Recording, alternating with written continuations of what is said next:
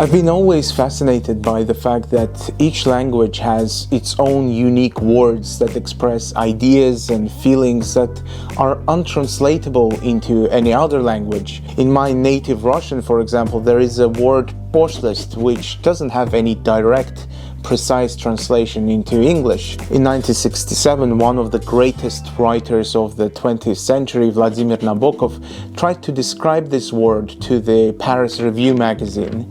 He described this word in the context of literature. He said we can witness poshlost in what he called journalistic generalities, in phrases such as America is no better than Russia, or when someone says we all share Germany's guilt. He said that phrases such as this are very vague and do not necessarily say anything.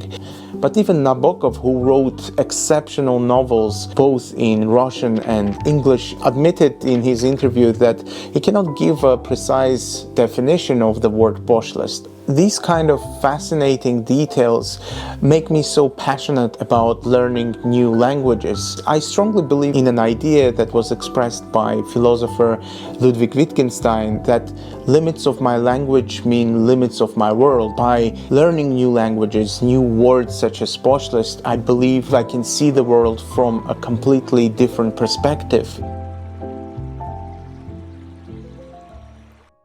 And one of the languages that I admire but I haven't yet succeeded in learning is Japanese. Recently I've been writing about one of the painters that is considered to be one of the most sublime artists in Japanese history. His name is Hasugawa Tohaku. He's famous for his work called Pine Trees. In Pine Trees, Tohaku used a philosophical concept that is untranslatable into either English or Russian, and that concept is written by two kanji symbols, one that means door and the other that means sun, and the untranslatable word is ma. I've looked up the definition of the word ma in the dictionary, and it is often translated into English as gap, space, or pause, and those words without context do not convey any meaning to what ma actually means. But in the context of traditional Japanese bow, for example, understanding ma completely changes our perspective, because when two Japanese people bow to each other, they make a deliberate pause before getting back up. And the length of that pause defines the amount of respect, feeling that the people have for each other. And that pause can be considered ma, because ma can also be translated as negative space. We can also witness the concept of ma in one of the traditional Chinese poems, Tao Te Ching, and it's often translated into English as Book of Changes, written by Lao Tzu. I would like to read to you a small excerpt which describes the concept of ma perfectly. 30 spokes meet in the hub, though the space between them is the essence of the wheel. Pots are formed from clay, though the space inside them is the essence of the pot. Walls with windows and doors form the house, though the space within them is the essence of the house. After reading this poem, my article on Hasugawa Tohaku and his pine trees completely changed its direction, because I started looking at this painting through a completely different lens. Once you understand the concept of negative space and what the Japanese mean it completely changes your perspective. It took Tohaku an entire lifetime to discover and fully understand the concept of ma. When in his 30s he moved to Kyoto to study under the famous Kano School. Kano School was kind of a workshop where the most celebrated Japanese painters used to work. There is an interesting parallel between the art world of Japan of the 15th and 16th century and that of the Renaissance Italy of the similar period, because Someone like Leonardo da Vinci, he didn't go and study in an art school. Da Vinci's father introduced his son to Andrea del Verrocchio, who was one of the top artists of Florence at the time. And Da Vinci studied in his workshop by imitating Verrocchio and copying his style. In a similar manner as Michelangelo, he also was part of the workshop of Domenico Ghirlandaio, where he learned all the techniques of Ghirlandaio and then continued into his own path. In a similar manner, Tohaku, he moved to Kyoto when he was in his 30s to study and to be part of Kano School, which was also a workshop of one of the most celebrated artists in Japan. There he imitated and copied the techniques of the Kano School. When we look at the first works of Tohaku, they are very elaborate, they are full of color, action, they are very rich in their message. Those works were created for Warlords, which dominated Japan at the time. It was the time when Japan was undergoing the process of reunification after century of civil war. So when Tohaku was creating those works, he was creating it for the warlords who wanted to demonstrate their wealth and power.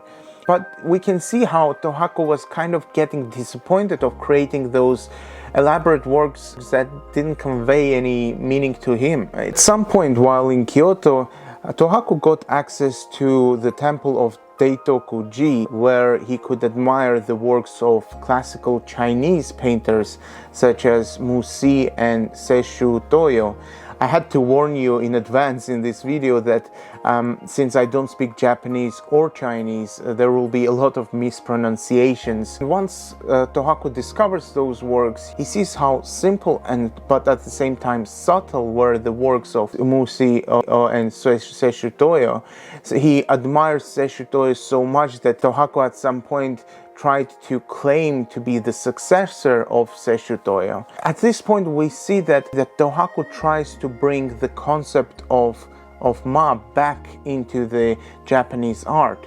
And the artworks that contained the concept of Ma weren't designed to decorate the houses of warlords. They were more designed for the educated class, for the people who were more focused on the spiritual part of their lives. That's when Tohaku paints pine trees, and we can see when we look at this work the contrast between the colors, shadows, the empty space, and we can see that the empty parts of the painting define the parts that contain the trees. This painting itself is about contemplation. Tohaku was also influenced by a master of tea ceremony. His name was Sen no Rikyu, and Sen no Rikyu was focused on the concept that I'm quite sure you've heard of wabi-sabi, which focuses on imperfection and impermanence in our life. The pine tree, I believe, is considered to be the national treasure of Japan, simply because it contains